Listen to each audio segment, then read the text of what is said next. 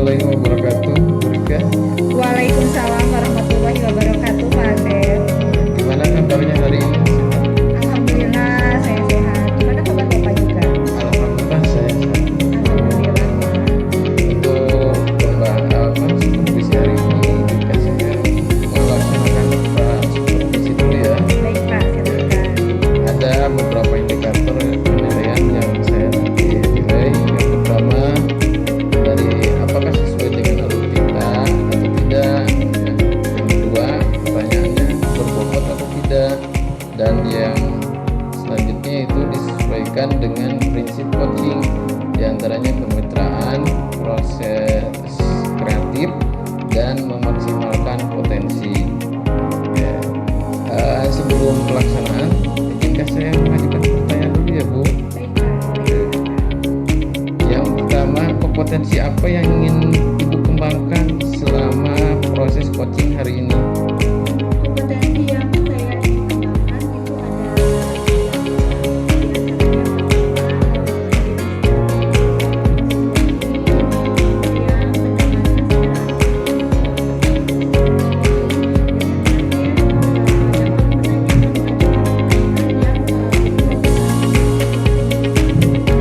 Kompetensi yang mana yang Ibu Rika ingin kembangkan secara spesifik dari ketiga?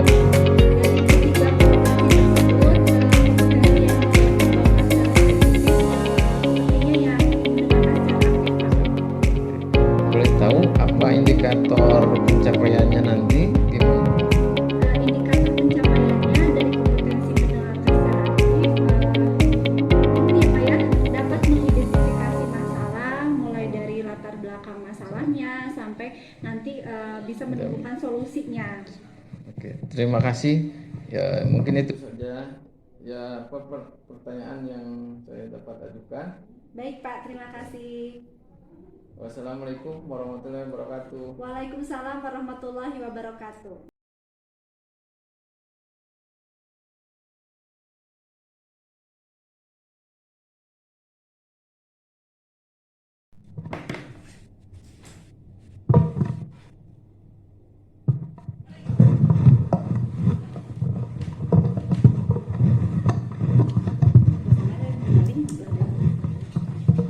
Cek.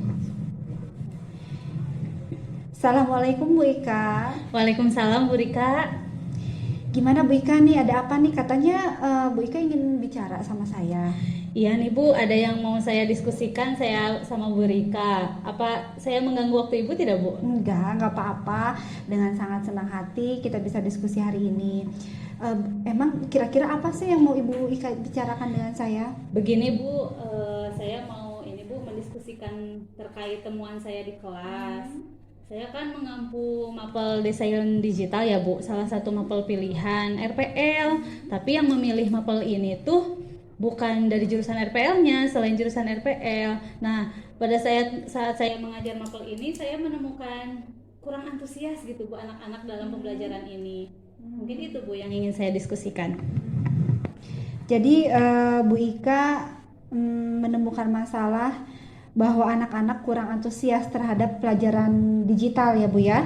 Betul Bu. Nah, baik sebelum kita diskusi lebih lanjut lagi, saya ingin bertanya nih, sebetulnya harapan Bu Ika pada kegiatan diskusi kita hari ini apa sih Bu yang Ibu harapkan? Ya, harapannya pertama saya tahu penyebabnya Bu, anak-anak tidak antusias dalam mapel ini itu kenapa. Kemudian yang kedua tentunya saya ingin mendapatkan solusi terkait permasalahan ini. Ibu ingin mendapatkan solusi, Ibu ingin mengetahui mengapa mereka tidak bersemangat belajar ya, dan mungkin agar solusi agar mereka itu tetap semangat belajar ya, meskipun mapel ini di luar jurusan mereka ya Bu ya. Betul sekali Bu. Ya. Baik Bu, begini, kalau dari pengamatan Ibu nih ya, pengamatan Ibu sendiri sebagai seorang pendidik, murid yang dikatakan memiliki motivasi belajar yang tinggi itu kriterianya seperti apa sih Bu? Oke, menurut saya murid yang memiliki motivasi belajar tinggi itu yang pertama kehadirannya bagus di Mapel ini ya Bu ya. Kemudian antusias mereka, keaktifan mereka dalam pembelajaran juga bagus. Kemudian mungkin tambahannya pengumpulan tugasnya bagus juga Bu. Penuh gitu Bu, kemudian tepat waktu. Itu sih menurut saya Bu ya. Jadi menurut Bu Ika kriteria anak yang motivasi belajarnya tinggi itu aktif, sering bertanya di kelas, kehadirannya penuh, kemudian mengerjakan tugas juga ya. Nah kalau misalkan kita taruh idealnya nih, idealnya murid yang memiliki motivasi belajar yang tinggi itu ada di skala di angka 10. Menurut Bu Ika, menurut penilaian Bu Ika, sekarang murid-murid Bu Ika itu ada di angka berapa? Baru di angka 4 sampai 5 sih Bu ya kalau menurut saya, karena memang Bu pada saat mapel ini kan mapelnya Bu kalau pada saat jadwalnya itu di luar kelas mereka ya, ada kelas yang lain karena teman-teman atau di jurusan yang lain pun memilih mapel pilihan masing-masing. Nah, pada saat saya mengkondisikan kelas, mau masuk saja pun itu anak-anak susah, harus saya temui dulu ke kelasnya, diajak dulu, ayo kita masuk ke mapel pilihan gitu. Jadi menurut saya masih di 4 atau 5 sih Bu. Cukup rendah ya di angka 4 atau 5 ya Bu Ika ya. Betul, iya Bu.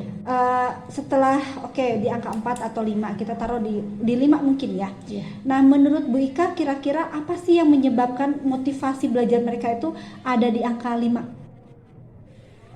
Kalau menurut saya mungkin karena yang pertama mapel ini di luar minat mereka karena berbeda jurusan gitu ya Bu, di luar minat. Jadi ya mereka tidak antusias gitu Bu dalam mengikuti mapel ini. Karena di luar dari jurusan mereka ya, sehingga mereka mungkin kurang untuk motivasi belajarnya kurang. Iya. Nah kalau menurut Ibu sendiri nih, melihat murid-murid Ibu yang ada di level 5 sekarang, kira-kira Ibu berharap mereka berubah atau meningkat pada level berapa? Harapan saya di 7 atau 8 cukup ya Bu. Baik, di level 7 atau 8 ya. Baik, sebentar. Kalau gitu kira-kira untuk mencapai level tersebut apa yang akan Ibu lakukan, strategi apa saja? Sebetulnya itu sih Bu yang saya pikirkan gitu ya Bu. Strategi apa yang harus saya lakukan? Sebetulnya saya sudah mencoba menjelaskan kepada mereka terkait pentingnya mapel ini meskipun di luar minat atau jurusan mereka gitu ya Bu. Karena nanti kan mereka akan melakukan PKL, melakukan prakerin, dan itu mapel ini tuh sangat dibutuhkan, apalagi sudah terjun ke masyarakat, itu sangat dibutuhkan. Saya sudah melakukan itu Bu, menjelaskan gitu tentang pentingnya mapel ini kepada mereka. Jadi setiap bisa dikatakan setiap kali ada kegiatan belajar di kelas, setiap KBM, Ibu sudah menjelaskan manfaat dari mapel ini untuk PKL nanti, bahkan mungkin untuk nanti di dunia kerja ya. Ibu sudah berusaha untuk menjelaskan itu ya setiap kali kegiatan KBM ya. Nah, hasilnya gimana Bu setelah Ibu menjelaskan seperti itu? Memang ada yang terlihat berbeda gitu Bu, hanya mungkin baru 20%, baru 20%-an yang cukup antusias gitu dalam belajar. Di sini mereka jadi aktif mengerjakan tugas, kemudian kalau ada yang tidak paham ada yang bertanya gitu. Tapi hanya minoritas saja Bu, sebagian kecil saja. Gitu. Itu 20% ya bagus ya Bu Ika ya, sudah cukup bagus gitu kalau misalkan ada 20% yang motivasinya tinggi juga gitu. Nah, apa ada lagi Bu selain itu? Misalkan ice breaking atau apa yang sudah Ibu lakukan di kelas? Iya Bu, saya juga sudah melakukan ice breaking sebelum kegiatan pembelajaran ya Bu ya, dengan misalnya ice breakingnya dikaitkan dengan persepsi saya terkait materi mereka atau materi pembelajaran kita minggu sebelumnya gitu, itu sudah saya lakukan. Dan memang pada saat itu anak-anak terlihat antusias gitu Bu, tapi hanya pada saat ice breaking aja. Pada saat mulai ke kegiatan intinya, pada saat kita melakukan proses pembelajaran lagi sama aja. Kemudian persentase pengumpulan tugasnya juga masih rendah Bu. Kehadirannya gimana kehadirannya? Kalau kehadiran itu Anak-anak ada sih Bu ya hadir, hanya pada saat mengkondisikan awal itu saya tetap harus cari-cari mereka di Berarti kelas. masih kurang ya menurut Bu Betul, Ika ya, betul. kehadiran sama tingkat mengumpulkan tugas ya, persentase pengumpulan tugasnya ya masih Iya Bu, rendah. betul. Nah, Bu Ika sudah punya ini belum? Punya rencana kira-kira mau seperti apa gitu? Apa yang akan dilakukan? Mungkin rencana saya itu yang pertama ini ya Bu, diskusi dulu karena mapel ini ada 2 guru yang mengampu. Jadi mungkin saya diskusi dulu ya Bu ke guru yang satu lagi, ke rekan saya, apakah memang di kelas yang satu lagi sama gitu atau berbeda keadaannya. Kemudian saya juga mungkin bisa melakukan ini ya Bu ya, apa namanya, mengaitkan materi desain digital itu dengan jurusan mereka. Mungkin bisa seperti itu ya Bu ya. Ya, betul itu ide yang bagus ya Bu Ika ya, mengaitkan mapel pilihan ini dengan jurusan mereka masing-masing gitu, sehingga semoga dengan cara seperti itu motivasi belajar mereka meningkat karena ada kaitannya dengan jurusan mereka gitu ya. Iya, betul. Bu Ika harus bisa mengaitkannya gitu. Itu ide yang bagus Bu. Lalu apa ada lagi Bu selain koordinasi dengan guru yang lain dan mengaitkan materi dengan jurusan, apa ada lagi? Saya ingin itu Bu memvariasikan metode pembelajaran atau model mungkin ya Bu, kemudian menggunakan media-media yang interaktif gitu Bu, karena selama ini saya pembelajarannya itu karena memang desain digital ini harus praktek ya Bu ya. Jadi setelah menjelaskan materinya biasanya saya yang menjelaskan atau anak-anak yang diskusi, kemudian udah dikasih tugasnya praktek. Mungkin mereka bosan dengan metode yang seperti itu, jadi saya coba dengan metode lain mungkin ya Bu ya, yang lebih menarik. Oke.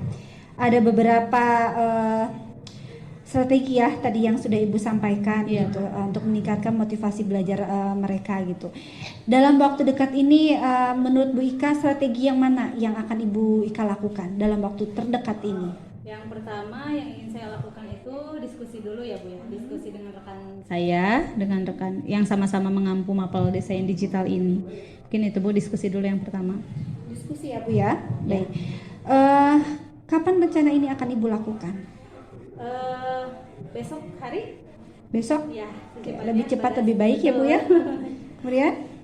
Kemudian selanjutnya setelah saya berdiskusi dengan rekan saya ingin mencoba yang itu Bu, yang mengaitkan materinya dengan jurusan mereka. Misalnya nanti itu kan saya akan mempelajari itu ya Bu, anak-anak akan mempelajari logo, membuat logo, mendesain logo. Mungkin nanti saya akan memberikan tugas ke mereka mendesain logo yang sesuai dengan jurusannya. Ya untuk ATPH mungkin dengan rencana tentang pertaniannya gitu, atau TSM dengan sepeda motornya atau bengkel yang mereka impikan, logonya mau seperti apa, mungkin seperti itu Bu. Ya, bagus Bu Ika. Jadi mulai besok ya Bu Ika akan memulai strateginya gitu. Iya Bu. Siapa saja Bu Ika menurut Bu Ika yang bisa diajak untuk berkolaborasi untuk kerjasama dalam permasalahan ini? Rekan saya yang tadi Bu, yang sama-sama mapel ini. Ya, rekan ya, rekan yang sesama mapel ini ya, Iya, pilihan iya. ini ya. Oke, baik. Baik Bu Ika. Tidak terasa ya kalau percakapan kita, diskusi kita pada hari ini sudah menemukan solusi ya. Ternyata Bu Ika itu sudah bisa menemukan solusi sendiri sebetulnya gitu kan. Tinggal Bu Ika menguatkan diri Ibu dan Ibu mulai melaksanakan strategi-strategi rencana Ibu tadi. Dan tadi kan Bu Ika bilangnya mulai besok Ibu akan mulai berkolaborasi, bekerja sama dengan rekan guru sesama guru mapel ini ya Bu Ika ya. Iya Bu. Sebetulnya Bu Ika sudah bisa Bu, sudah ada ininya, solusinya dalam diri Bu Ika sendiri gitu. Baik Bu, setelah diskusi kita pada hari ini, apa sih yang Ibu dapatkan dari percakapan kita kali ini? Sebelumnya saya mau ngucapin terima kasih dulu nih sama Bu Rika. Dengan percakapan kita saya jadi terbayang gitu solusi atau rencana yang akan saya lakukan gitu ya Bu. Jadi setelah diskusi ini saya jadi mendapatkan saya jadi tahu mungkin penyebab dari masalah ini apa. Kemudian tentunya tadi Saya juga dapat rencana-rencana atau solusi terkait permasalahan ini. Wah, terima kasih sekali Bu. Sama-sama Bu Ika, sama-sama, sangat senang sekali saya bisa berdiskusi dengan Ibu. Baik, mungkin untuk pertemuan kali ini kita akhiri saja. Insya Allah kita bertemu minggu depan. Saya ingin tahu bagaimana hasil dari rencana-rencana strategi yang sudah Ibu lakukan mulai besok. Minggu depan insya Allah kita akan bertemu lagi ya Bu Ika ya. Siap Bu, nanti saya kabari ya Bu ya. Ya baik, terima kasih Bu Ika. Terima kasih Bu. Ya sama-sama. Assalamualaikum Bu Ika. Waalaikumsalam.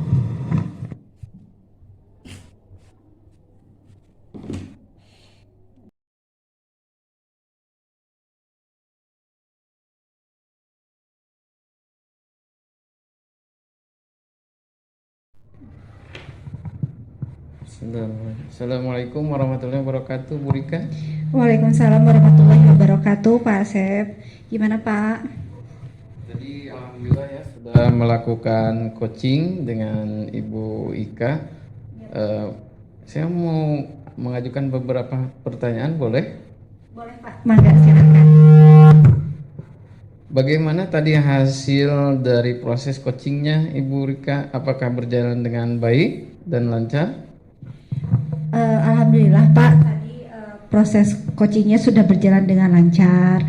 Mulai dari kami menentukan dulu tujuan atau harapan dari diskusi coaching tadi, apa yang diharapkan oleh coaching dari pertemuan tadi, dari diskusi tadi. Kemudian kami mulai mengidentifikasi masalah juga, dan saya akhirnya menuju ke solusi dari permasalahan yang dialami oleh coaching, oleh Ibu Ika, sampai beliau menyampaikan komitmen sendiri ya Pak ya. Ya betul gitu. Jadi alhamdulillah diskusi coaching tadi sudah sesuai dengan alur Tirta.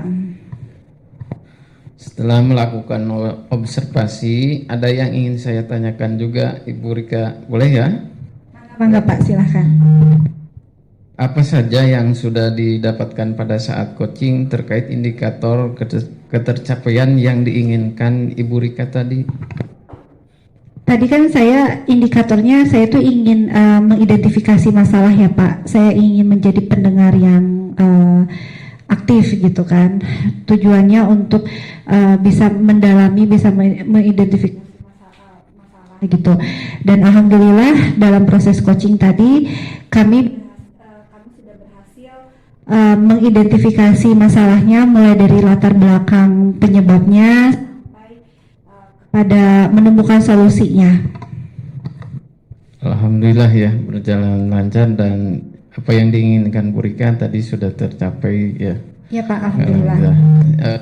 Izinkan saya menyampaikan catatan sedikit tadi hasil observasi berbasis data ya Ibu, yang saya tadi lihat dan observasi yaitu Ibu Rika sudah melaksanakan coaching secara alur Tirta ya, dan alhamdulillah saya lihat tadi sesuai ya. Dan yang kedua itu tadi Bu Rika bersama mengajukan pertanyaan-pertanyaan yang berbobot juga kepada coachingnya ya. Alhamdulillah sudah terlaksana dan sudah dilakukan oleh Ibu Rika. Dan yang terakhir tadi saya sudah melihat juga dengan Ibu Rika sudah melaksanakan yaitu prinsip coaching juga, contohnya dari proses kemitraan juga ada, proses kreatifnya juga ada, dan terakhir memaksimalkan potensi yang ada di coaching juga Bu Rika tadi sudah lakukan.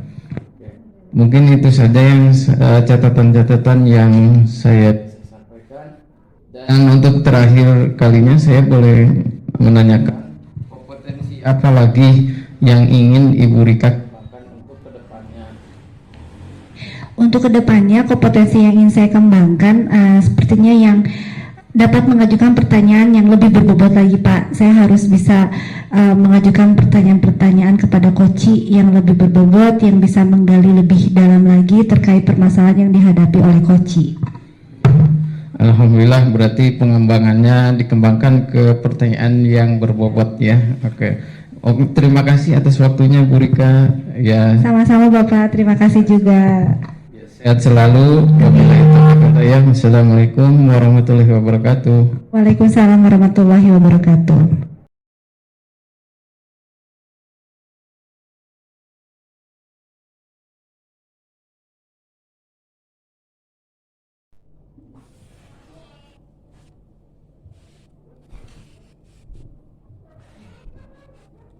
Assalamualaikum Pak Asep. Waalaikumsalam Bu Rika. Gimana kabarnya Bu?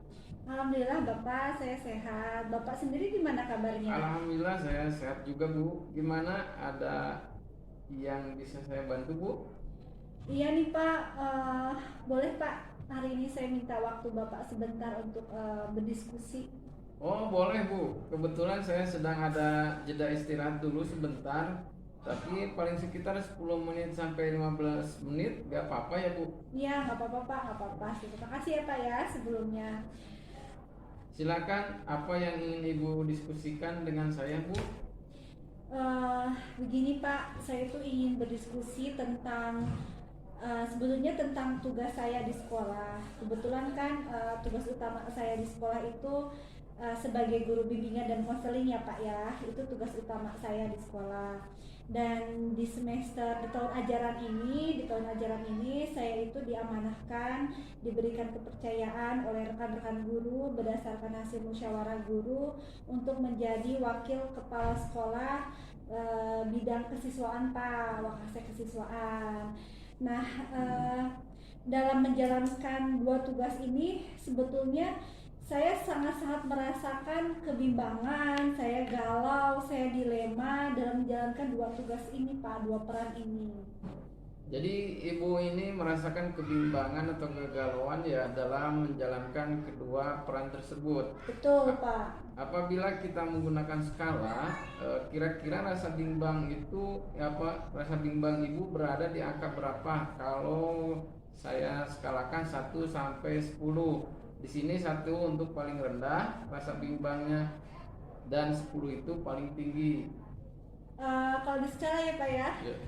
Rasa bimbang saya, rasa cemas saya ada di skala 4 atau 5 Pak, bahkan saya sangat bimbang soalnya 4 atau 5 lah Pak, 5 ya, ada di angka 5. Cukup besar juga ya Bu rasa bimbangnya.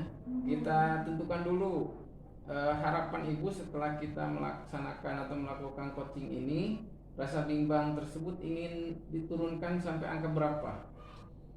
Harapan saya sangat besar ya Pak, setelah saya berdiskusi dengan Bapak pada pertemuan kali ini, saya sangat berharap rasa cemas saya, rasa galau saya, rasa bimbang saya ada di skala 2 lah Pak. 2 ya Pak ya. Baik Bu, sebetulnya apa sih yang membuat Ibu bimbang dalam menjalankan kedua tugas tersebut di sekolah? Ya, saya izinkan saya untuk menceritakan ya Pak ya, rasa keluh kesah saya nih Pak.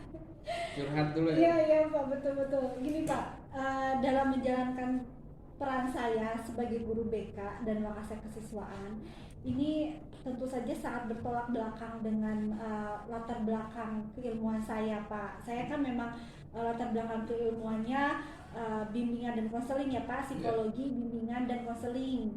Artinya guru BK asli nih Pak, saya itu dasar keilmuannya gitu.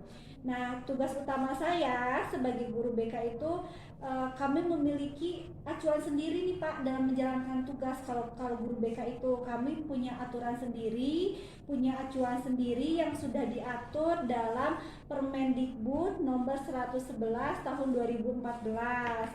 Dan kami pun sebagai guru BK, saya sebagai guru BK, kami memiliki kode etik sendiri Pak dalam menjalankan peran tugas kami dalam memberikan layanan kepada peserta didik gitu kan. Nah, ketika saya menangani permasalahan siswa di sekolah nih Pak, terutama sedang ya ada kasus-kasus lah di sekolah gitu. Seringkali rekan guru itu menuntut saya untuk memberikan hukuman kepada siswa gitu. Sedangkan saya sebagai guru BK gitu, dasar keilmuan saya sebagai guru BK, kami tidak memberikan hukuman Pak gitu.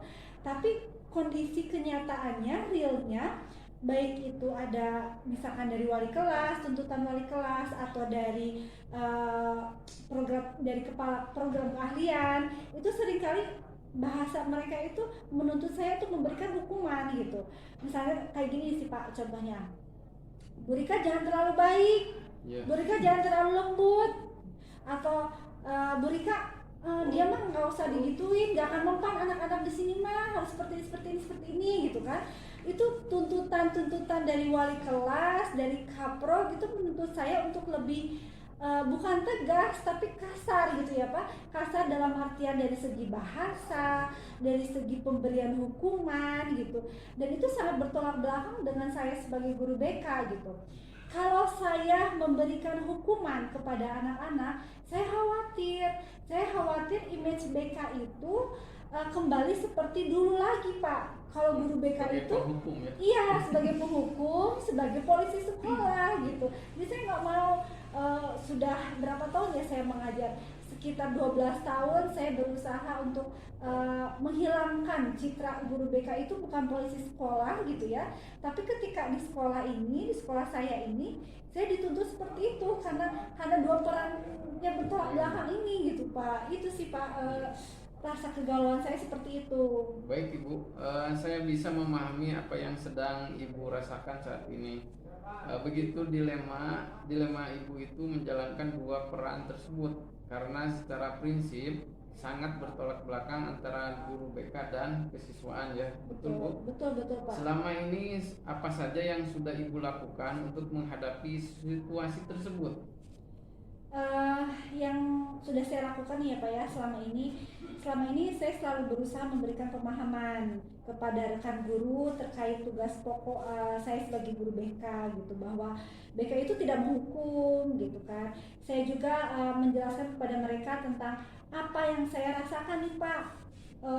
Saya berharap teman-teman bisa merasakan nih posisi saya yang menjalankan dua peran, bingung dengan dua peran ini. Saya ungkapkan kepada teman-teman gitu ya, bagaimana dilemanya saya menjalankan dua peran tersebut gitu. Kemudian saya meyakinkan kepada rekan guru gitu bahwa tidak selamanya harus dengan hukuman gitu untuk merubah siswa, untuk menjadikan mereka lebih baik, itu tidak harus selalu dengan hukuman gitu. Nah, kalaupun ada hukuman nih apa ya, kalaupun harus ada hukuman gitu, dalam porsi BK atau dalam kacamata itu, kami prinsip BK itu lebih ke konsekuensi, lebih ke membimbing anak untuk menerima konsekuensi, bertanggung jawab atas apa yang sudah dilakukannya gitu. Bukan hukuman, tapi bertanggung jawab atas apa yang sudah dilakukannya dalam bentuk konsekuensi gitu. Kalau BK seperti itu, bukan hukuman gitu sih Pak. Saya selalu memberikan penjelasan kepada rekan-rekan guru gitu. Oh begitu ya. Jadi selama ini Ibu selalu berusaha memberikan pemahaman kepada rekan guru terkait peran sebagai guru BK, ya, waktunya apa. Bagaimana hasil atau tanggapan dari rekan guru lain itu setelah Ibu memberikan pemahaman tersebut? Tanggapannya gimana? Tanggapannya ya pasti sih ada yang memahami, ada yang tidak ya Pak ya. Itu sudah menjadi hal yang lumrah gitu. Ada beberapa rekan guru yang memahami saya gitu. Sebagian dari rekan guru itu memberikan saya kebebasan untuk bertindak sesuai dengan latar belakang pendidikan saya gitu. Walaupun saya menjabat sebagai wakasek kesiswaan gitu, tapi ada beberapa guru yang mempercayakan kepada saya apa yang saya lakukan, ya udahlah gimana Bu Rika saja, saya percayakan, saya ikut kata Bu Rika aja gimana gitu kan. Tapi tetap dalam porsi prinsip-prinsip BK gitu. Ada yang percaya saya seperti itu, ada juga yang masih menyinyir gitu kan. Udah jangan terlalu lembut gitu kan. Udah anak di sini gak akan mempan, sampai bahasa pun itu harus menggunakan bahasa yang kasar. Dan sebenarnya itu kan sangat bertolak belakang dengan diri saya sendiri ya gitu, bahwa nggak selamanya kok anak-anak tuh harus dikatakan dengan bahasa-bahasa yang kasar gitu, disentuh hatinya gitu kan. Mereka juga bisa gitu kalau kita sudah bisa menyentuh hatinya gitu. Gitu sih Pak. Ada yang mulai memahami saya, tapi masih ada juga yang kekeh rasa itu harus lebih keras ya Pak, bukan tegas gitu. Pro kontra ya Bu? Ya betul Pak. Ya sebetulnya apa yang sudah Ibu lakukan selama ini sudah tepat. walaupun hasilnya memang belum maksimal. Betul. Masih saja ada rekan guru yang belum memahaminya. Tapi itu jangan dijadikan patokan ya Bu. Saya ingin bertanya, apakah pernah Ibu berhasil menyelesaikan permasalahan siswa dengan cara Ibu sendiri? Dengan cara saya BK ya Pak ya, Iya, dengan sebagai nama BK. saya sebagai guru BK gitu. Alhamdulillah sih Pak, alhamdulillah, karena kan dalam prinsip BK itu bukan kami yang menyelesaikan masalah ya Pak, bukan saya yang menyelesaikan masalah. Kami sebagai guru BK, saya sebagai guru BK hanya membantu siswa, membimbing siswa untuk menemukan solusi atas hambatannya sendiri gitu. Jadi guru BK itu bukan istilahnya bukan yang menyelesaikan masalah, bukan gitu Pak. Tetap yang menemukan solusinya anaknya sendiri. Kami mencoba untuk membimbing agar si anak itu bisa berpikir sendiri, menemukan solusinya sendiri gitu. Kami tidak istilahnya tidak menyuapi anak makan sendiri, artinya mencari sendiri gitu, berusaha sendiri. Atas apa? Atas dasar bimbingan kami sebagai guru BK gitu, bimbingan saya sebagai guru BK. Dan selama ini alhamdulillah gitu, alhamdulillah ada beberapa kasus di sekolah yang saya tangani dengan cara saya sebagai guru BK, itu anak-anak sudah bisa mencari solusinya sendiri gitu.